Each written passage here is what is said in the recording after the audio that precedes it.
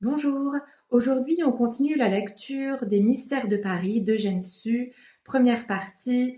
Ça y est, on a lu les 12 premiers chapitres, donc on a lu la moitié du livre, vu qu'il y a 24 chapitres en tout. On est arrivé à la moitié de l'histoire. Une histoire qui me plaît beaucoup, hein. Je trouve qu'il y a du suspense, des rebondissements, vraiment il y a des mystères, donc je trouve ça chouette. Je me pose beaucoup de questions et je suis pressée d'avoir les réponses. Là, à la fin du chapitre 12, il y a Rodolphe qui a dit à Marie, de son nouveau nom, l'ancienne Fleur de Marie, la goualeuse, qu'il devrait lui parler avant de partir. Et donc, j'espère que je me suis pas trompée et que c'est pour lui annoncer qu'il est son père, qu'elle est sa fille ou quelque chose du genre. Chapitre 13. Murph et Rodolphe. Rodolphe se dirigea vers la cour de la ferme et y trouva l'homme de grande taille qui, la veille, déguisé en charbonnier, était venu l'avertir de l'arrivée de Tom et de Sarah. Murph, tel est le nom de ce personnage, avait 50 ans environ. Quelques mèches blanches argentaient deux petites touffes de cheveux d'un blond vif qui frisaient de chaque côté de son crâne, presque entièrement chauve. Son visage large, coloré, était complètement rasé, sauf des favoris très courts d'un blond ardent qui ne dépassaient pas le niveau de l'oreille et s'arrondissaient en croissant sur ses joues rebondies. Malgré son âge et son embonpoint, Murph était alerte et robuste. Sa physionomie, quoique flegmatique, était à la fois bienveillante et résolue. Il portait une cravate blanche, un grand gilet et un long habit noir à larges basques. Sa culotte, d'un gris verdâtre, était de même étoffe que ses guêtres à boutons de nacre, ne rejoignant pas tout à fait ses jarretières. Elle laissait apercevoir ses bas de voyage en laine écrue. L'habillement et la mâle tournure de Murph rappelaient le type parfait de ce que les Anglais appellent le gentilhomme fermier. Hâtons-nous d'ajouter que Murph était anglais gentilhomme, squire, et non fermier. Au moment où Rodolphe entra dans la cour, Murph remettait dans la poche d'une petite calèche de voyage une paire de pistolets qu'il venait de soigneusement essuyer. « À qui diable en as-tu avec tes pistolets ?» lui dit Rodolphe. « Cela me regarde, monseigneur, dit Murph en descendant du marchepied. Faites vos affaires, je fais les miennes. Pour quelle heure as-tu commandé les chevaux ? Selon vos ordres, à la nuit tombante. Tu es arrivé ce matin ? À 8 heures. Madame Georges a eu le loisir de tout préparer. Tu as de l'humeur. Est-ce que tu n'es pas content de moi ? Je ne le suis que trop, monseigneur, que trop. Un jour ou l'autre, enfin, le danger, c'est votre vie. Il te sied bien de parler. Si je te laissais faire, il n'y aurait de péril que pour toi, et quand vous feriez le bien sans risquer votre vie, où serait le grand mal, monseigneur ? Où serait le grand plaisir, maître Murph ? Vous, dit le squire en haussant les épaules, vous dans de pareilles tavernes. Oh, que vous voilà bien, vous autres John Bull, avec vos scrupules aristocratiques, croyant les grands seigneurs d'une essence supérieure à la vôtre, pauvres moutons, fiers de vos bouchers. Si vous étiez anglais, monseigneur, vous comprendriez cela. On honore qui honore. D'ailleurs, je serais turc, chinois ou américain, que je trouverais encore que vous avez tort de vous exposer ainsi.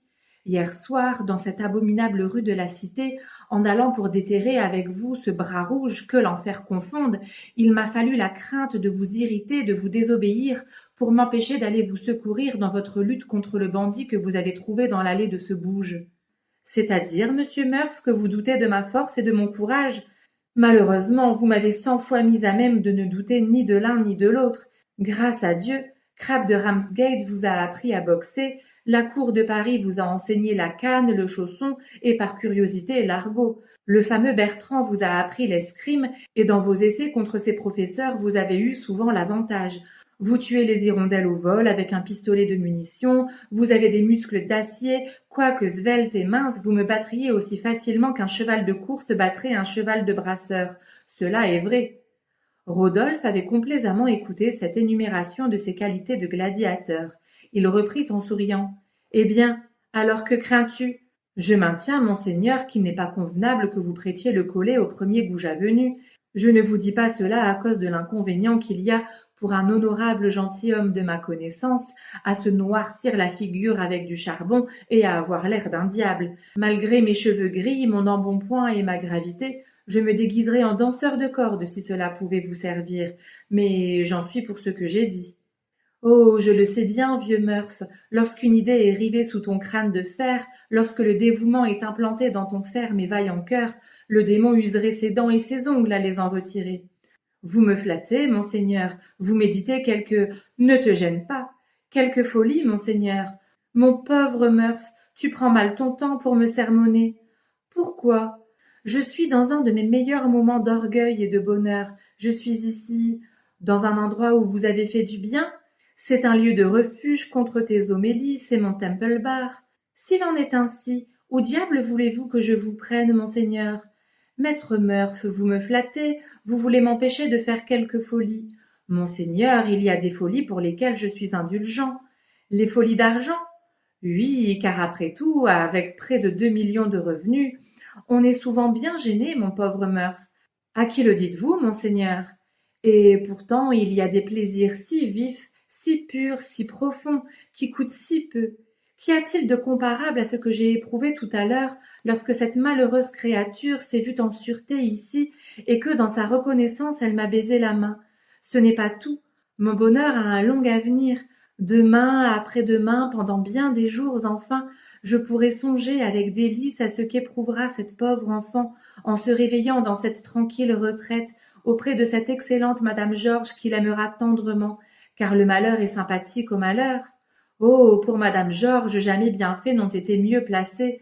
Noble, courageuse femme, un ange de vertu, un ange. Je m'émeus rarement et je me suis émue au malheur de madame Georges, mais votre nouvelle protégée, tenez, ne parlons pas de cela, monseigneur.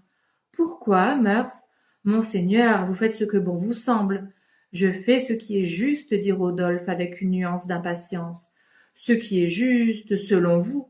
Ce qui est juste devant Dieu et devant ma conscience, reprit sévèrement Rodolphe.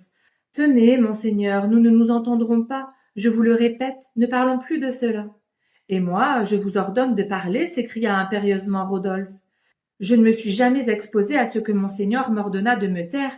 J'espère qu'il ne m'ordonnera pas de parler, répondit fièrement Murph. Monsieur Murph, s'écria Rodolphe avec un accent d'irritation croissante. Monseigneur! Vous le savez, monsieur, je n'aime pas les réticences. Il me convient d'avoir des réticences, dit brusquement Murph. Apprenez, monsieur, que si je descends avec vous jusqu'à la familiarité, c'est à condition que vous vous élèverez jusqu'à la franchise. Il est impossible de peindre la hauteur souveraine de la physionomie de Rodolphe en prononçant ces dernières paroles. Monseigneur, j'ai 50 ans, je suis gentilhomme, vous ne devez pas me parler ainsi. Taisez-vous! Monseigneur! Taisez-vous! Monseigneur, il est indigne de forcer un homme de cœur à se souvenir des services qu'il a rendus. Tes services? Est-ce que je ne les paie pas de toute façon? Il faut le dire, Rodolphe n'avait pas attaché à ces mots cruels un sens humiliant qui plaça Murph dans la position d'un mercenaire. Malheureusement, celui-ci les interpréta de la sorte. Il devint pourpre de honte, porta ses 2 poings crispés à son front chauve avec une expression de douloureuse indignation. Puis tout à coup, par un revirement subit, jetant les yeux sur Rodolphe dont la noble figure était alors contractée, enlaidie par la violence d'un dédain farouche, Murph étouffa un soupir, regarda le jeune homme avec une sorte de tendre commisération et lui dit d'une voix émue. « Monseigneur, revenez à vous, vous n'êtes pas raisonnable. » Ces mots mirent le comble à l'irritation de Rodolphe. Son regard brilla d'un éclat sauvage, ses lèvres blanchirent et, s'avançant vers Murph avec un geste de menace, il s'écria « Oses-tu bien ?» Murph se recula et dit vivement comme malgré lui « Monseigneur, monseigneur, souvenez-vous du 13 janvier !» Ces mots produisirent un effet magique sur Rodolphe. Son visage, crispé par la colère, se détendit. Il regarda fixement Murph, baissa la tête, puis, après un moment de silence, il murmura d'une voix altérée. « Ah, monsieur, vous êtes cruel. Je croyais pourtant... Et vous encore, vous... » Rodolphe ne put achever. Sa voix s'éteignit. Il tomba sur un banc de pierre et cacha sa tête entre ses 2 mains. « Monseigneur, s'écria Murph désolé, mon bon seigneur, pardonnez-moi, pardonnez à votre vieux et fidèle Murph. Ce n'est que poussé à bout et craignant, hélas, non pour moi, mais pour vous, les suites de votre emportement que j'ai dit cela. Je l'ai dit sans colère, sans reproche, je l'ai dit malgré moi et avec compassion. Monseigneur, j'ai eu tort d'être susceptible. Mon Dieu, qui doit connaître votre caractère si ce n'est moi, moi qui ne vous ai pas quitté depuis votre enfance? De grâce, dites que vous me pardonnez de vous avoir rappelé ce jour funeste. Hélas, que d'expiation n'avez-vous pas... Rodolphe releva la tête. Il était très pâle. Il dit à son compagnon d'une voix douce et triste: « Assez, assez, mon vieil ami. Je te remercie d'avoir éteint d'un mot ce fatal emportement. Je ne te fais pas d'excuses, moi, des duretés que je t'ai dites. Tu sais bien qu'il y a loin du cœur aux lèvres, comme disent les bonnes gens de chez nous. J'étais fou. Ne parlons plus de cela. Hélas, maintenant vous voilà triste pour longtemps. Suis-je assez malheureux? Je ne désire rien tant que de vous voir sortir de votre humeur sombre, et je vous y replonge par ma sotte susceptibilité. Mordieu, à quoi sert d'être honnête homme et d'avoir des cheveux gris, si ce n'est à endurer patiemment les reproches qu'on ne mérite pas? Mais non, reprit Murph avec une exaltation comique car elle contrastait avec son flegme habituel. Mais non, il faut sans doute qu'on me flatte à la journée et qu'on me dise: Monsieur Murph, vous êtes le modèle des serviteurs. Monsieur Murph, il n'y a pas de fidélité pareille à la vôtre. Monsieur Murph, vous êtes un homme admirable. Monsieur Murph, diable, peste, oh, oh, il est beau, Monsieur Murph, brave Murph. Allons, vieux perroquet, fais donc gratter ta tête grise.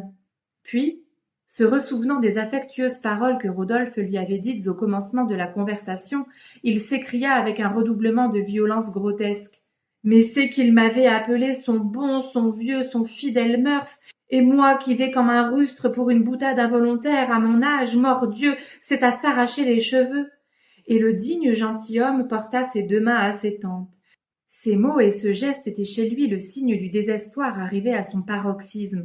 Malheureusement, ou heureusement pour Murph, il était presque complètement chauve, ce qui rendait cette manifestation capillaire très inoffensive, et cela à son grand et sincère regret, car lorsque l'action succédait à la parole, c'est-à-dire lorsque ses doigts crispés ne rencontraient que la surface de son crâne, luisante et polie comme du marbre, le digne squire était confus et honteux de sa présomption.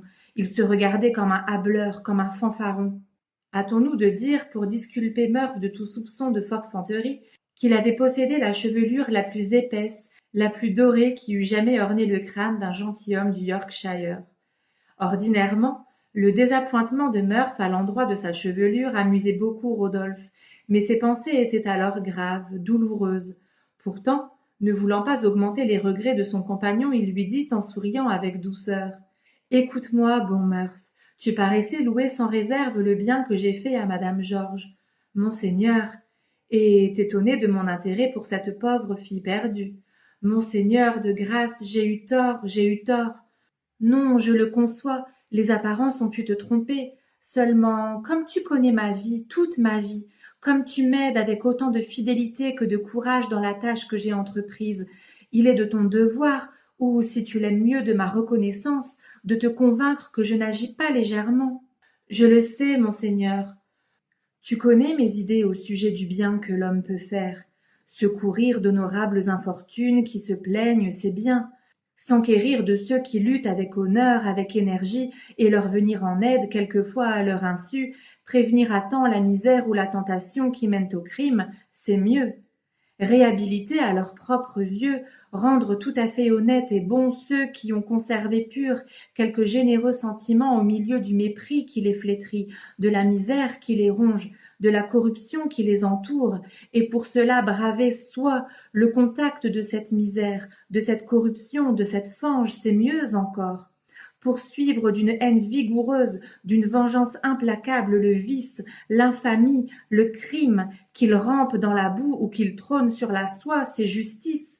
Mais secourir aveuglément une misère méritée, mais dégrader l'aumône et la pitié, mais prostituer ces chastes et pieuses consolatrices de mon âme blessée, les prostituer à des êtres indignes, infâmes, cela serait horrible, impie, sacrilège, ce serait faire douter de Dieu, et celui qui donne doit y faire croire. Monseigneur, je n'ai pas voulu dire que vous aviez indignement placé vos bienfaits. Encore un mot, mon vieil ami. Madame Georges et la pauvre fille que je lui ai confiée sont partis de deux points extrêmes pour tomber dans un abîme commun, le malheur. L'une heureuse, riche, aimée, honorée, douée de toute vertu, a vu son existence flétrie, brisée, anéantie par le scélérat hypocrite auquel d'aveugles parents l'avaient mariée. Je le dis avec joie, sans moi la malheureuse femme expirait de misère et de besoin, car la honte l'empêchait de s'adresser à personne. Ah, mon Seigneur, lorsque nous sommes arrivés dans cette mansarde, quelle effroyable pauvreté! C'était affreux, affreux! Et lorsqu'après sa longue maladie, elle s'est pour ainsi dire réveillée ici, dans cette maison si calme, quelle surprise, quelle reconnaissance! Vous avez raison, mon Seigneur, voir secourir de telles infortunes, cela fait croire à Dieu. Et c'est honorer Dieu que de les secourir. Je le reconnais. Rien n'est plus céleste que la vertu sereine et réfléchie, rien n'est plus respectable qu'une femme comme Madame Georges qui, élevée par une mère pieuse et bonne, dans une intelligente observance de tous les devoirs, n'y a jamais failli, jamais, et a vaillamment traversé les plus effroyables épreuves. Mais n'est-ce pas aussi honorer Dieu dans ce qu'il a de plus divin que de retirer de la fange une de ces rares natures qu'il s'est complu à douer? Ne mérite-t-elle pas aussi pitié, intérêt, respect? Oui, respect, la malheureuse enfant qui, abandonnée à son seul instinct, qui, torturée, emprisonnée, avilie, souillée, a saintement conservé au fond de son cœur les nobles germes que Dieu y avait semés? Si tu l'avais entendue, cette pauvre créature, au premier mot d'intérêt que je lui ai dit, à la première parole honnête et amie qu'elle ait entendue, comme les plus charmants instincts, les goûts les plus purs, les pensées les plus délicates, les plus poétiques se sont éveillés en foule dans son âme ingénue, de même qu'au printemps les 1000 fleurs sauvages des prairies éclosent au moindre rayon de soleil, sans le savoir. Dans cet entretien d'une heure avec un pauvre ouvrier, j'ai découvert dans Fleur de Marie des trésors de bonté, de grâce, de sagesse, oui, de sagesse, mon vieux Murph. Un sourire m'est venu aux lèvres et une larme m'est venue aux yeux, lorsque dans son gentil babil, rempli de raison, elle m'a prouvé que je devais économiser 40 sous par jour pour être au-dessus du besoin et des mauvaises tentations. Pauvre petite, elle disait cela d'un ton si sérieux, si pénétré. Elle éprouvait une si douce satisfaction à me donner un sage conseil, une si douce joie à m'entendre promettre que je le suivrais. J'étais émue, oh émue jusqu'aux larmes, je te l'ai dit. Et l'on m'accuse d'être blasé, dur, inflexible. Oh non, non, grâce à Dieu. Quelquefois je sens encore mon cœur battre ardent et généreux. Mais toi-même tu es attendri, mon vieil ami. Allons, Fleur de Marie ne sera pas jalouse de Madame Georges. Tu t'intéresses aussi à son sort. C'est vrai, monseigneur. Ce trait de vous faire économiser 40 sous par jour, vous croyant ouvrier, au lieu de vous engager à faire de la dépense pour elle, oui, ce trait-là me touche plus qu'il ne le devrait peut-être. Et quand je songe que cet enfant a une mère riche, honorée, dit-on, qu'il a indignement abandonnée, oh, si cela est, je le saurai, je l'espère, et je te dirai comment. Oh, si cela est, malheur, malheur à cette femme, elle aura une terrible expiation à subir, Murph. Murph, jamais je ne me suis senti des élans de haine plus implacables qu'en songeant à cette femme que je ne connais pas. Tu le sais, Murph, tu le sais. Certaines vengeances me sont bien chères, certaines souffrances bien précieuses, j'ai bien soif de certaines larmes. Hélas, monseigneur, dit Murph, affligé de l'expression d'infernale méchanceté qui se peignait sur les traits de Rodolphe en parlant ainsi. Je le sais, ceux qui méritent intérêt et compassion ont souvent dit de vous, c'est donc un bon ange. Ceux qui méritent mépris et haine se sont écriés en vous maudissant dans leur désespoir, c'est donc le démon. Tais-toi, voici Madame Georges et Marie. Fais tout préparer pour notre départ. Il faut être à Paris de bonne heure. Ouais, donc là, c'est bizarre. Soit il ment super bien à Murph en disant c'est une inconnue que je sauve et c'est pas ma fille. Enfin, si c'est son meilleur ami ou quelqu'un qu'il connaît depuis longtemps, il aurait pu se confier et Murph aurait pu savoir que c'était sa fille. Donc au final, c'est peut-être pas sa fille et il a pas l'air de connaître la mère non plus. Donc c'est peut-être pas Sarah, vu qu'il dit que c'est une inconnue et qu'il va la rechercher et qu'il veut se venger. Donc il a pas l'air de connaître la goualeuse et il a pas l'air de connaître sa mère et ça a pas l'air d'être son père. Il a l'air de faire ça juste parce qu'il a été ému par son histoire et que ça a l'air d'être sa mission de sauver plein de gens comme ça. Et il est tombé sur elle par hasard et il a décidé de la sauver parce qu'elle était quelqu'un de bien. Voilà, donc bon, je crois que je me suis encore trompée. On verra la suite de l'histoire, ce que ça nous réserve encore.